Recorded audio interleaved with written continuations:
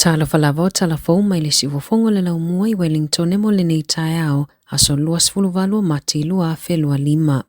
Ua filifilia le tamaitai a Dr. Corina Gray ma whaatonu sili fo mo le public health po o le soifua maloloina lautele a New Zealand. O le tofinga fo ua ia Gray ua suitulanga ai a Dr. Nicholas Jones. Lea sa whaamawai whaafua sei mai I le tofinga I a Februari. Sa whaamawai mai Jones mai lona tofinga ini nei vai aso ta lona whaamawai le pule sili o le Health New Zealand. Whaapea le whaatonu sili o le soifua maloloina Dr. Diana Sarfati. O Gray o lo avea nei mataitai fono I le National Verification Committee, po le komiti whaamautu mo le ave ese o le misela ma le rupela. O lo avea foi o ia masui o le National Mortality Review Committee, whapeso esu enga mo le soifua maloloi na lautele. E awai foi Gray I le komiti mo le Cardiac Society mo Aotearoa ma New Zealand, ma e ai foi totono le Public Health Observatory mo New Zealand. Sanga lue mo mua o ia il matanga luenga o le soifua maloloina, lea sa avea ai mafau tua sili o le soifua maloloina mo tangata Pasifika, mga lua I le pule ino mata upu ma le saili o feso o tainga I le taimi o le tali atu I le COVID-19. Whapea fo I manofoanga autu e whai ai tui pui pui. Taloai nei sa avea masui whai lautusi o whainga whaavae ma mata upu I le matanga luenga mo tangata Pasifika. O isi tofinga maua lulunga mo isi la lao le soifua maloloina o lo oava noa pea I le taimi nei.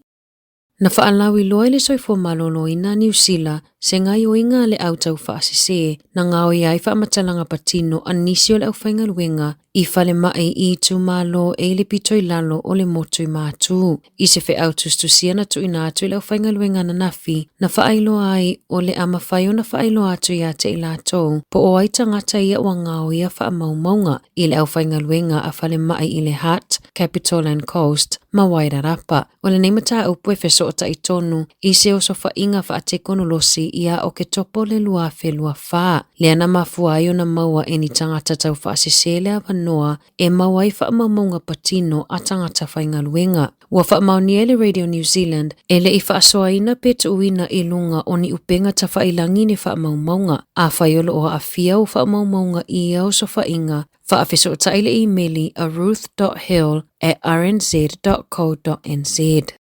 Ua ia le whaatanu sili o le whanua tanu I waikume te le pule ngā nuu, ona o le whaatuai o na whaawau o le elinga mga luenga I le whanua tanu, ua tumu ma ua le mawhai ai o na toelango mawai nisi, ua taofia mo le taimi nei le toe tanuina o tino maliliu I le whanua tanu I waikume te se ia o le lua whelua fitu, ia o atuai ua mai au na eli, mawhaia poloka e valu se lau. Whaalie le whaatanu sili o whale maliu Rachel Benz, o le ai se afianga I ainga I le ai, o le whanua tanu o se tasi o whanua tanu pito I te lei New Zealand, ma ua lewa o na whaia whinaunga, o na o le tele o taimi na tapuni ai I le lava o awanoa mo tino maliliu. E silia ma le fitu se fulu afe tangata o lo lango mau I le whanua tanu, sa tatalaina I le afe valu se lau valu ono, o tangata Pasifika o le a tele ina afia, o na o le toa tele e whai mamasani leo e asiasi I tuunga mau I aso saa. O le taimi mua le ua mawai I New Zealand se whaia o ngā longo noa, pei ona lipotia I le Radio New Zealand le susunga ia Philip King, le ua avea mawhaia o ngai se tasi wa o ngai la tunuu, e longo noa mana te wha o ngaina le New Zealand Sign Language, e a o ai tamaitia o ngā, I le aso mua le ngaluenga na tuina atu I ai le wasenga ono. Masaya whaafelo a ina tamaiti I le sipela I noro na ingoa e whaonga ai le Sign Language. E whaasefulu ono tausanga ne matua King, masa soifua mai lava I longo noa, ua avea o ia matangata longo noa mua, ua avea mawhaia o ngai New Zealand. O le lua whelua tolu na a matawhainga luengai King, o se whaia o ngā reliever inisioa o ngai Aukilani, sa ia ilona popolenga ina I le fia tamaitia o ngai a te ia. Pete e na fo ia onga o nai longo noa peitai na moli mau King ele I tupu lea tūlanga. O le lua whelua whana tali ai ele a onga a oranga I One Tree Hill. Ma whaafainga luengai nai o se whaia onga tūmau ele a onga matuina I ai tamaitia o ngai lua se fulu I lana wasenga. Moli mau tamaitia o wasenga ma mātua I le whaafia ina o alo mawhanau ona o ia suinga. Whaapele fia o tamaitia King I ana metotia o lo o whaonga e kiliwai nai mata upu tau ia o onga. Ua whaalua ina le numero tangata maliliu o ese mai le ED ai le iwa aia se fo mai. Na whaalau ilo mai whaamamonga fōa le soifo malolo ina New Zealand. Le whaalua ina numero tangata maliliu it tono le tolu se fuluaso. Talua na toi fo i ainga le iwa aia se fo mai i le ED. Whaalia le soifo malolo ina olo o whaawau peo na ngā lulua le matanga luenga e whaalelea lea whaafita auli olo o whiangai nei mawhale mai. Matau mawhai e fo ia mai le whaafita auli o le umi o na whaatali i ED ma lele lava o fo mai.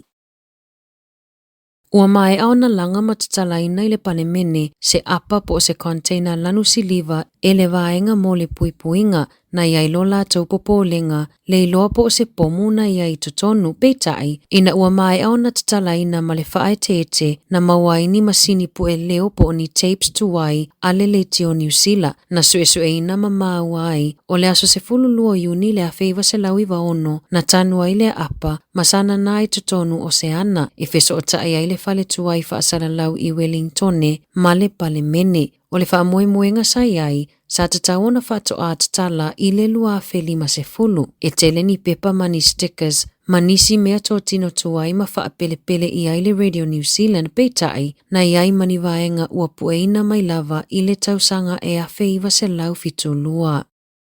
Na toi suia se whai unga se kamupani inisiua na le talia i nai le talosanga a se taule a lea na sa lia se isi ta avale le taimina ia tuua i le paka o ta avale o le mafua anga na te e nai e le kamupani inisiua le talosanga mo le whaingo le ta avale na leanga o nai whaapea sa o na sa ia i le taule a lea i le papia ia iuni i le tausanga taluai pe ona whaalia le au nanga e ave i ai whaasea mo mata uputau tupe le FSCL sa tau mawhaini pupia se lua i se taimia i tu la ma le kuata e au noa ma se tau mafa. O le taimina ia tuua i le pakau ta avale na sasalia tuai ma se ta avale na la taane. Na ia ave wha maumaunga i le tangata e ana le ta avale lea na ia sasalia o na anga i lea i mamolisa na wo i le fale ma toi alu loa i le fale. O le ta avale na malangai o se ta avale a le kamupani ma safa ia loa le fale whainga luenga le talosanga mo le inisiua. O le tala le tau lea lea na o le lua na pia na tau mafa na te ena le kamupani inisiua le talosanga mawhinau e whaapea sa o na le tau lea lea na ave le whaasea le tau lea lea i le FSCL